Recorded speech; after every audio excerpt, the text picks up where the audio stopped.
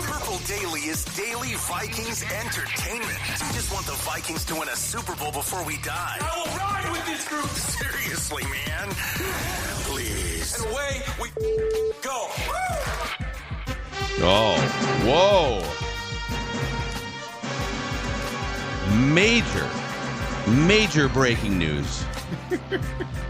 I mean, we kind of saw this coming from reports. But according to everyone, Adam Schefter, Ian Rappaport, I think Jordan Schultz, Fox Sports NFL Insider, had it first. Daniel Jones is signing with the Minnesota Vikings. It is, I believe, just a deal for 2024. He will sign with the Vikings practice squad, so they'll just kind of ease him in. And, Rap Sheet says, easy decision for the Vikings, just a practice squad spot, so it costs them nothing. They only have one quarterback under contract for 2025, so perhaps it works out not only now, but for the future.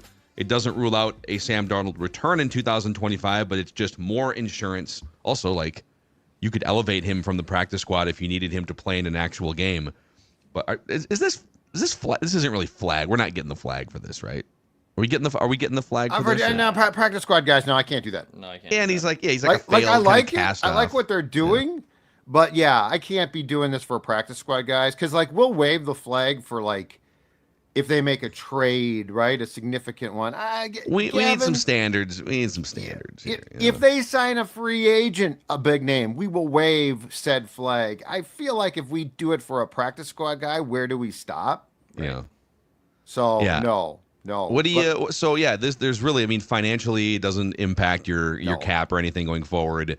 You don't even have to make room on the 53-man roster, so that they basically they get Daniel Jones, a former 6th overall pick, right, who has shown some promise in the past, but they bring him in for free, essentially, to just get him in the door for a couple months as an insurance policy, and maybe as a guy that they could feel out for a backup to JJ McCarthy. If Sam Darnold's too expensive, Kevin O'Connell New York quarterback reclamation tour can just continue from Sam Darnold. Hey, go get your $35 million somewhere else. Daniel Jones, you're the next man up. How intriguing is it now, too, that the Vikings have gone from Zim, who basically despised QBs, to being a shelter for quarterbacks who have struggled. It is. Like it's a safe place. It's like you just come to Egan, rehabilitate your career potentially. But this makes a ton of sense. And I think you're probably right, Phil. I think that depending on how this plays out, I think that there is a chance that Jones, in trying to fully resurrect a career that's gone sideways, I would not be shocked if he's back next year as the backup. Nick Mullins is not under contract. I honestly, at this point in time, don't think that part of it matters. I think that O'Connell would like to have a quarterback that he deems to be an upgrade on Nick. And he's known Jones for a long time. He might see that. But this is an interesting move from all sides. I think from the Daniel Jones side, I think it's an incredibly smart move. Like, the worst thing that dude could have done is gone and signed to an active roster and been like, okay, in a week I'm going to play. He needs to take a football breath. He needs to do what if you look at the track that Darnold went on starting in 2023, right? Like San Francisco, you sort of disappear, you get great coaching, nobody expects a thing, you're forgotten about, and then, oh boy, you come back. It's not like he's not going to get his millions that were guaranteed on that ridiculous Donatellian contract he got because of his performance here in the playoffs after the 2022 season. So as far as the whole thing goes, I might actually, this is not a hot take, I don't think, but I might actually like this more from the Daniel Jones point than the Vikings point. Yeah, because if you're looking for a credible backup who, if he played a few games next year, you wouldn't mind it over JJ McCarthy, or if JJ has injury problems or something. I don't know that Daniel Jones would be number one on that list, and we've gone through the list a couple times and we will continue to. Yes. But where my antenna goes up, Kevin O'Connell has had every opportunity in the last 2 or 3 days when asked about this. Like, he was asked about this a couple days ago, and he could have easily said, hey, we don't really get in the business of talking about other players. and we love the guys we have in that room right now. It's best of luck to Daniel, which he said some of those things, but in between those things, he made a point to emphasize how much he loves Daniel from the pre-draft process back 6 years ago. If Kevin O'Connell sees something in Daniel Jones and loves Daniel Jones or is intrigued by Daniel Jones, I buy what Kevin O'Connell is selling. Mm-hmm. And to your point about like quarterback rehab or quarterback safe space, it's like a quarterback spiritual journey where your life has kind of gone sideways and you just need to take some time for yourself, man. Like go take a gap year or take 6 months off working and go to Europe. Go to Thailand or Europe or something, right? Explore. I mean, it is, dude, Sam Darnold, it was a thing. Hey, just go to Shanahan land for a year and see what great process looks like and a great system and a great organization. Baker Mayfield went from dysfunctional Cleveland over to maybe even more dysfunctional Carolina. His life was upside down. He's a punchline in the NFL. He spends like a third of a season with Sean McVay in Los Angeles in 2022. Impatient quarterback rehab, call it. And he comes out and he literally, like, from the last 2 years in Tampa Bay, Baker Mayfield has been one of the 12 best quarterbacks in the world. And he now has a career. Sam Darnold now has a career. So you've seen this with a few different guys. This could happen with Daniel Jones. We write guys off. Oh, he's a bust. You know, Geno Smith is a bust. And sometimes you just need to pause for it. It's not going to click for everyone right away. And if a garbage franchise is drafting a quarterback to save their garbage franchise, chances are it's not going to work. It's going to fail, and the people are going to blame the quarterback. So, great decision. If his decisions were go to the Vikings and just take a beat, you know, take some time for yourself, versus go to the Raiders, who are literally begging him to play in Week 13. Right. He made the right decision. Oh, we needed to play right now. Who do you play? The Chiefs on the road in Kansas City against Chris Jones. That would have been career suicide for Daniel Jones. And he's supposedly talked to Baltimore as well. And now Baltimore is a great franchise, but I mean, if you look at the options here, and San Francisco probably would have had a better chance if Purdy was not hurt. Like anywhere where I had to go and play immediately, I'm out. I don't want to play, I don't want to play on Sunday or the Sunday after that. Baltimore, great franchise, but O'Connell, is way more of a quarterback stability guy. And look, the ripple effect of the Darnold success is going to be pretty wide for a while. Like you can't not look at this and be like, oh my God, that's impressive. Like who says, well, yeah, I expected Sam Darnold was going to play like this.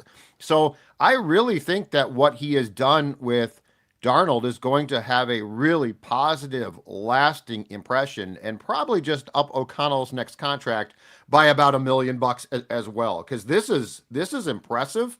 And the Jones camp, I think, is incredibly smart here. Dex, what do you think? Yeah, I like this. I do believe, and this goes without being said, but I'm just going to say it regardless. This is not a move that makes Sam Darnold sweat or makes Sam Darnold's job security, change at all. This is Sam Darnold's team for 2024. So let's just be clear, even though you see Daniel Jones attached to the Vikings, do not freak out. This is not about Daniel Jones succeeding Sam Darnold if he has another 3-pick game this Sunday, okay? That has nothing to do with this. This is a great reclamation project. Couple things come to mind. Number one, he just needs stability. He needs to be in an infrastructure where he's supported and can still provide advice.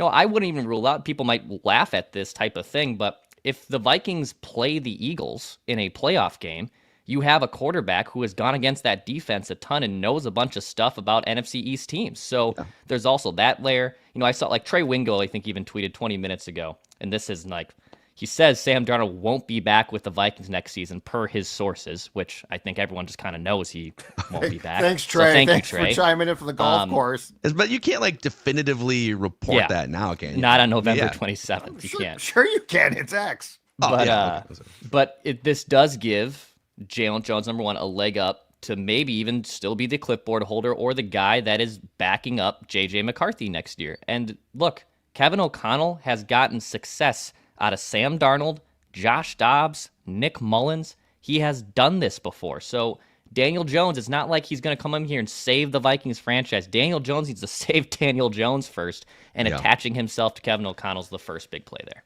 the other thing I just love about what the Vikings have done the last couple years, in the Kirk Cousins era and even before the Kirk Cousins era, the Vikings always had a backup that you knew was going to be a disaster in a game with no upside. Yep. Sean Hill Sean Hill came into a game once. Was it like 2016 or something? Yeah, the opener. And didn't he strained his shoulder because he Yes. threw too many passes? They won the game. He was fine. He's on the injury report the next week. My shoulder, guys. And he was a good guy in the room and had a good backup career. But then, Cousins comes along, and because they didn't want to pose a threat to him, and they wanted to have backups who were kind of just like handlers for Cousins and guys that could help just dissect film and whatever. Like Sean Mannion was the main backup for a handful of years in the Cousins era. I love that they're coming in here now and they're just looking to put talent in that room. Yes. Spend a top 10 draft pick on a quarterback.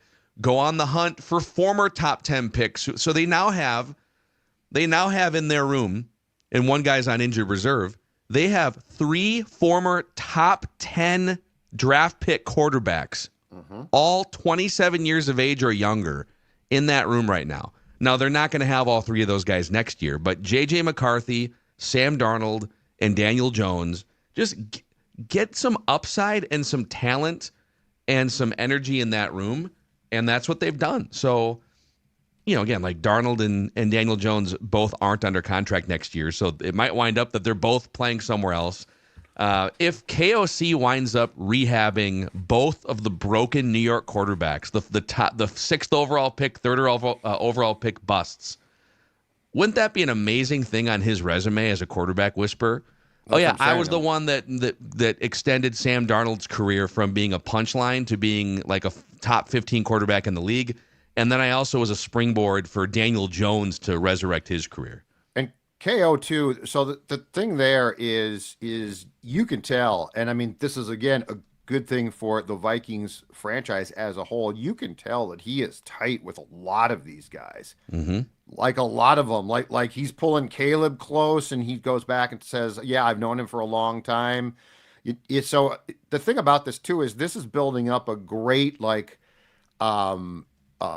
trend for the Vikings of now being known as a place where quarterbacks want to come, want to play, want to be. Like you think about the difference between 5 years ago and now when it comes to that position.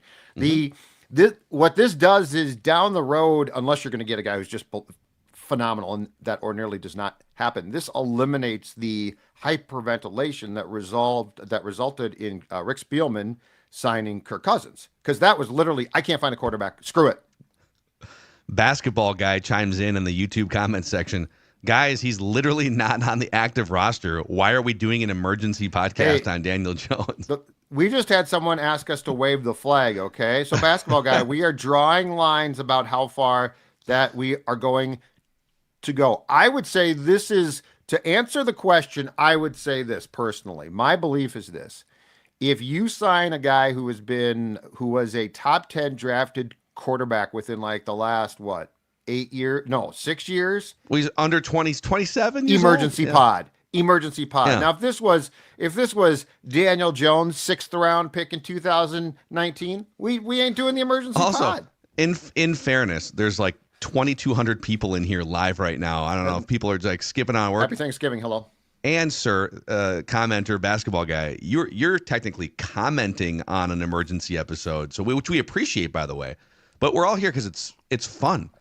Kevin O'Connell is a quarterback whisperer. He's 12-8 with Reclamation Project quarterbacks since Kirk Cousins' Achilles tendon injury. And it's just kind of interesting that the Vikings are now going to put Daniel Jones into this ecosystem. They get to essentially feel each other out for like a couple months. And maybe they offer him a 1 or 2 year contract for $8 to $10 million.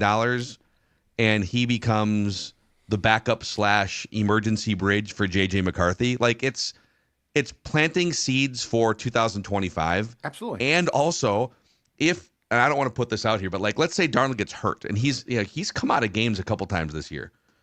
Well, after like 2 or 3 weeks and Daniel Jones gets to know the system, do you trust Daniel Jones or Nick Mullins? I mean, it's a legitimate conversation of like who the next man up, not this week, but like in a month, who the next man up is for a team that's going to go to the playoffs. Yep. And I think the goal of the Jones camp is probably just for now to be forgotten about. Well, like that seems to be a very important step, right? Like high profile, highly drafted QB fails, might not be all his fault, becomes laughing stock, right? Baker Mayfield sucks or Daniel Jones sucks. Then you sort of go away and you get right, and which basically means in my world you get some coaching. Yeah. But and I think we have also determined, and this is sort of the weird thing about like the Jones pick itself, because it was an odd pick at 6 in that 2019 draft. If you're the Giants or Jets, you might want to know exactly the personality of the kid that you're going to draft at QB. Like that is a hell of a market. You got what, 4 or 5 papers, you got the tabloids. So yeah, I think that this is ideal. Now here's my question though. If you're Daniel Jones, so you're on a plane right now, you arrive today, they pick you up from the airport, you go to TCO, it's right next door, it's great. Is the first thing that you do is find out where, and it's probably Flores' office now, where Ed Donatel's office is. Go in there, put your feet on the desk. Just have a moment with it. Yeah. And take a picture and text it to Ed. It's like, thank you, buddy. Yes. Thanks, man. Hey. Thanks, dude. Appreciate you. I wanted to be at ground zero for where that defensive scheme was concocted to help make generations of Joneses generationally wealthy, I guess. So yeah, we'll have plenty more on this. We will be posting a Thursday episode tomorrow too, where we break down even more, just broadly the Vikings, but also we'll talk more about Daniel Jones, and we can maybe we can get Thor to dig through his old prospect notes on Daniel Jones from a few years ago. But yeah, if you're just joining us, a couple things: Daniel Jones, the new Vikings 4th string quarterback technically right now because he's on the practice squad. And no, it does not mean that the Vikings are bumping either Brett Rippon or Nick Mullins. Everything is still intact. I mean, somebody's going to get bumped from the practice squad, but it's basically just a free look at a former 6th overall pick here. So super interesting. In honor of Daniel Jones, we will make our quarterback cesspool challenge picks here in just a moment. Football. That's right. Over on Prize Picks, speaking of the quarterback cesspool challenge, well, a couple things. On Thanksgiving Day for tomorrow for that Dolphins-Packers game, Prize Picks has a Thanksgiving square. Tyreek Hill only needs 0.5 receiving yards to cash the free picks. You can use that, and then you can pick a couple other players and win up to 100 times your money on Prize Picks with as little as 4 correct picks. Tommy DeVito right now. Tommy DeVito is sitting at 177.5 passing yards. I might even just take less on that because there's a chance Drew Lock. I know. It just feels like it's Drew Lock back in. So Declan download the Prize Picks app today and use the code Purple Daily to get $50 instantly when you play just $5. That's Purple Daily as a code to get $50 instantly when you play just $5. Okay, boys, time for the quarterback cesspool challenge. Everybody hold your water. So here's how it works. It is a weekly celebration of bad quarterback play in the NFL, where each member of the show drafts a quarterback that we think is going to be bad for the upcoming week's games. We can only use a quarterback once per season. So once Judd uses Tommy DeVito, which he did very successful, you can no longer use Tommy Cutlets for the rest of the year. We all have to draft different quarterbacks every single week, and the scoring is just ESPN's QBR on a 0 to 100 scale. And yes, Tommy DeVito was the lowest QBR quarterback in the entire league at a 14.8 on Team Judd. A nice week for Declan. Gardner Minshew before the injury, just a 36.5 QBR. And Anthony Richardson, slightly below average at 48.4 for me, so I finished 3rd place for this last week. Judd picking up his 5th and league-leading regular season weekly win. You have 5 weekly wins. I have 4. Declan has 3. But for the overall season average QBR, Judd has closed the gap here. So I'm at 41.4, Judd 42.6, and Declan 48.9 with our quarterback cesspool challenge. So we're going to draft in reverse order of last week's standings, which means I get the first pick, Declan gets the second pick, and then Judd picks third. But any thoughts? Tommy DeVito, man, that's one of the best picks of the season so far here on the QB Cesspool Challenge. And I think the Giants, they gifted us that, right? Because, like, they would have, if they still were trying to win and just bench Jones, they go to lock. Yeah. So it's like, it would be like if KOC approached the podium today and people were like, Daniel Jones. He goes, hold on a second, I got something to announce. And they're like, oh, what is it, KO? And he says, Brett Rippon's going to start for us on Sunday. Right? Yeah. Like, that's the DeVito move. Yep. By the way, DeVito officially is the single lowest QBR that any of us have hit on all season at 14.8. Nice. Well, that might be worth the flag being waved for me for. Okay. I'm just kidding. Okay, hold on. Oh, my arm's still sore from last weekend. Boy, don't dislocate your shoulder. Patting yourself on the back there, Judd. The flag. Woo, boy, okay. So I get the first pick, and then from there we will go to Declan, then Judd.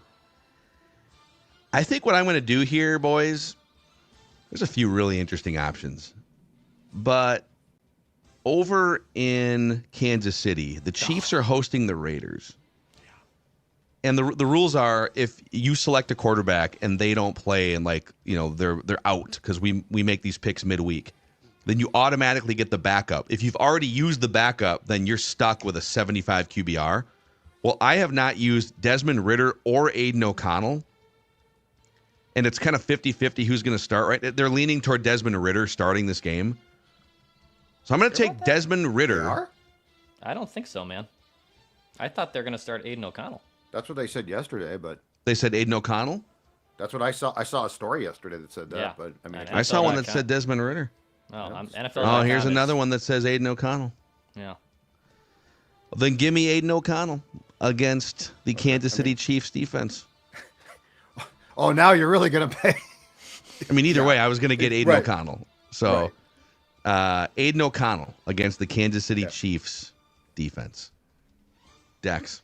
All right. AOC, as I like to call him, was also one of my picks for this week. I have a couple other in the bag, and I think I'm going to do this. The Sunday night game, right? Browns, I believe, and Broncos, which could be a slugfest. Or is that Monday Night Football? That is on Monday night, is Browns and Broncos. Give me Jameis. Oh. Give me Jameis Winston. Okay. I have not taken Jameis.